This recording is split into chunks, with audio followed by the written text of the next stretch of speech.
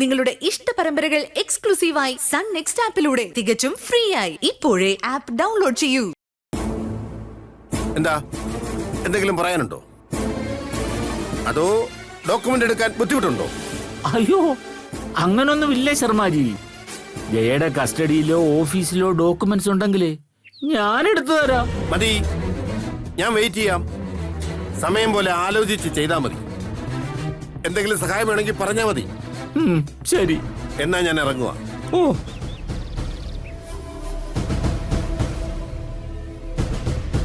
വരണ്ട.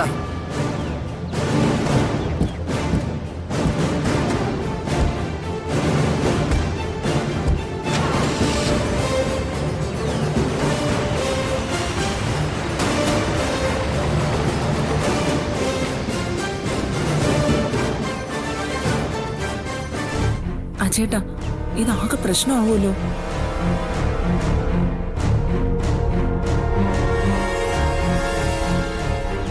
നമ്മുടെ മോളെ രക്ഷിക്കണം, നമുക്കും ജീവിക്കണം. എനിക്ക് അതേ ചിന്തയുള്ളൂ.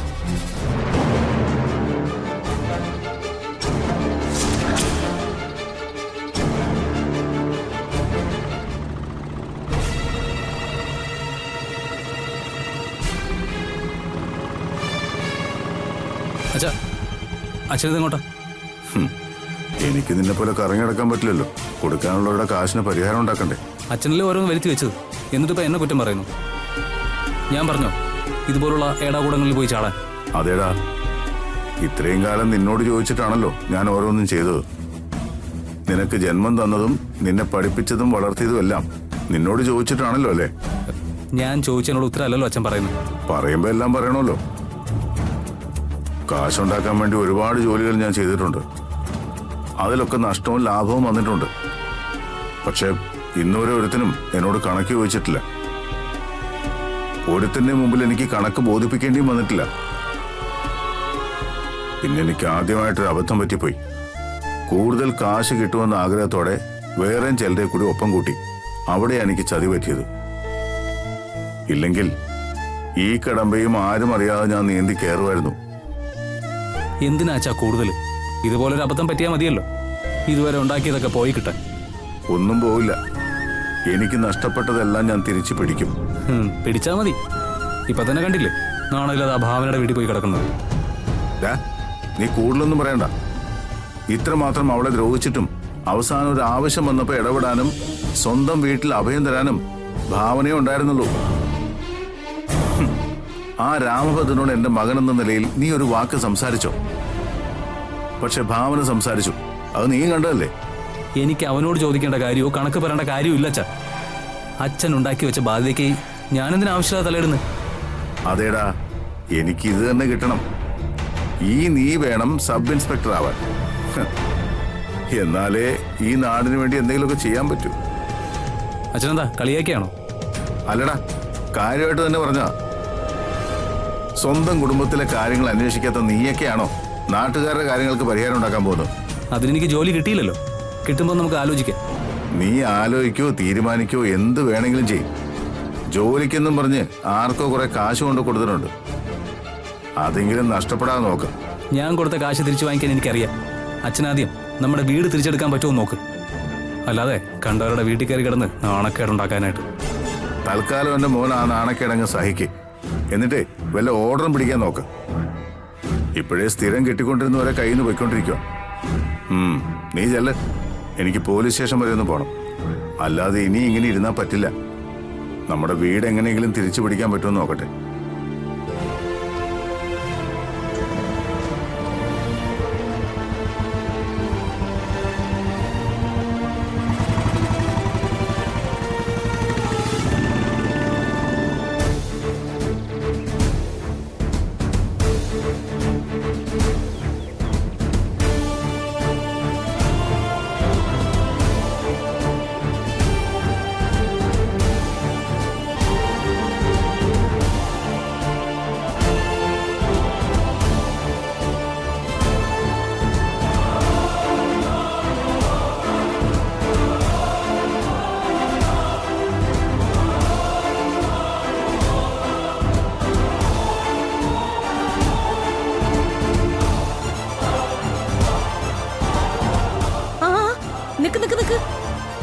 നീ ഇതെങ്ങോട്ടാ ഈ തള്ളിക്കയറി പോകുന്നേ?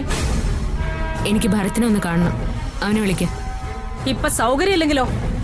ഭരത്തിനെ കാണാൻ പറ്റില്ല. അത് തീരുമാനിക്കുന്നതേ നിങ്ങളല്ല. വിളിക്കവനെ. എന്നോട് ആജ്ഞാപിക്കാൻ നീ ആരാ? മര്യാദയ്ക്ക് പുറത്തു പോ. ആന്റി, ആദ്യം അവനെ വിളിക്ക. ഇല്ല, ഭരത്തിനിപ്പൊ ആരെയും കാണാൻ താല്പര്യമില്ല. അവന് താല്പര്യമുണ്ടോ ഇല്ലയോന്ന് ഞാനൊന്ന് നോക്കട്ടെ.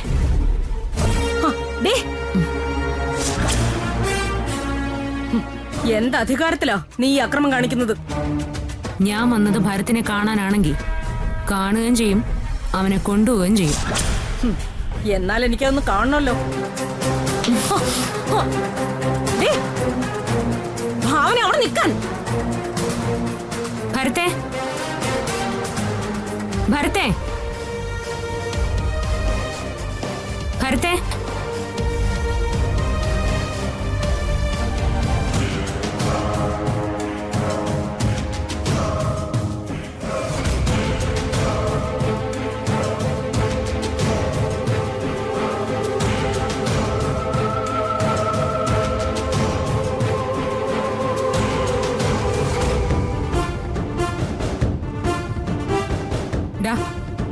നീ ഇവിളെയും കൂട്ടി വീട്ടിലോട്ട് വാ.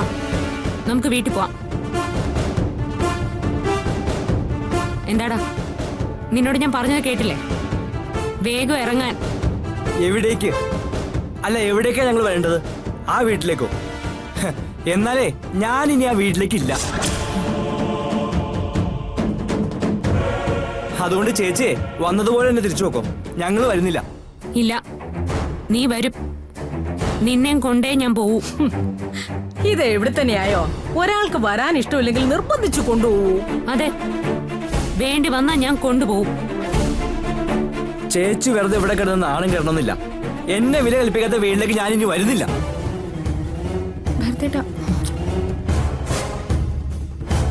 നോക്കട്ടെ എനിക്കും ജീവിക്കാൻ പറ്റുമെന്ന്. ഭരത്തെ, നിനക്കൊരു വ്യക്തിത്വം ഉണ്ട്. നീ അതിനെ കളയരുത്.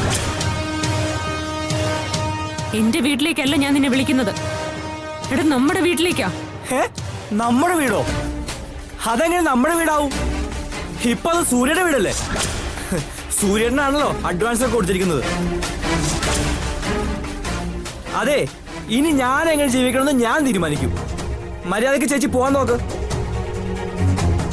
ദേ, ചേച്ചി എന്ന ബഹുമാനം തീരില്ലാണ്ടാക്കരുത്.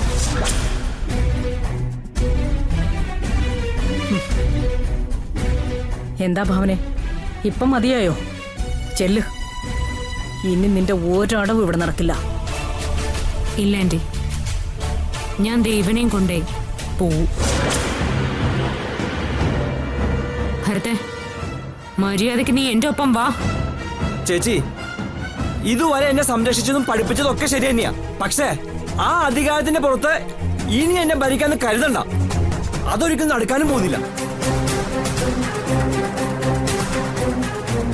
പട്ടാളച്ചിട്ടയിൽ ജീവിക്കേണ്ട ഗതികേടൊന്നും എനിക്കും അരുന്നതിക്കും വന്നിട്ടില്ല. അതുകൊണ്ടേ ചേച്ചി വന്നതുപോലെ തിരിച്ചു പോകാൻ നോക്ക്. അതാ നല്ലത് ചേച്ചിക്ക്.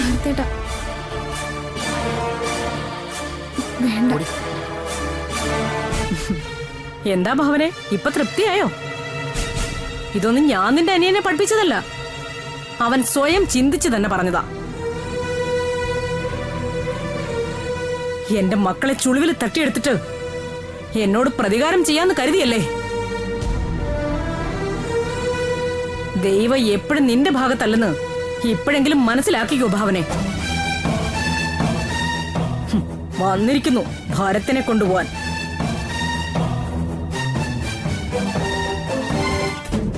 ഭരത്തും അരുന്ധതിയും ഇനി മുതൽ എവിടെ എങ്ങനെ ജീവിക്കണമെന്ന് ഞാൻ തീരുമാനിക്കും. അതല്ല, നിനക്ക് കഴിവുണ്ടെങ്കിൽ നിന്റെ സഹോദരനെ നീ ഒന്ന് കൊണ്ടുപോ. കാണട്ടെ നിന്റെ ഉശിര്. എന്റെ മോൻ അഭിരാമിനെ പറഞ്ഞു മയക്കി എന്നിൽ നിന്ന് നീ അകറ്റിയില്ലേ? ഇത് അതിനുള്ള പ്രതികാരമായിട്ട് നീ കണ്ടാ മതി. ഭരത്തിനെ നീ അങ്ങ് മറന്നേക്ക്. ഇല്ല ആന്റി, അങ്ങനെ പെട്ടെന്ന് മറക്കാൻ വേണ്ടിയല്ല ഞാൻ ഇവനെ പഠിപ്പിച്ചതും ഇവിടെ വരെ കൊണ്ട് എത്തിച്ചതും. നോക്കിക്കോ ആന്റി, അധികം വൈകാതെ തന്നെ നിങ്ങളുടെ ഈ കപട മുഖംമൂടി ഇവൻ തിരിച്ചറിയും. അന്ന് ഇവൻ എന്റെ മുമ്പിൽ തന്നെ തിരിച്ചു വരികയും ചെയ്യും.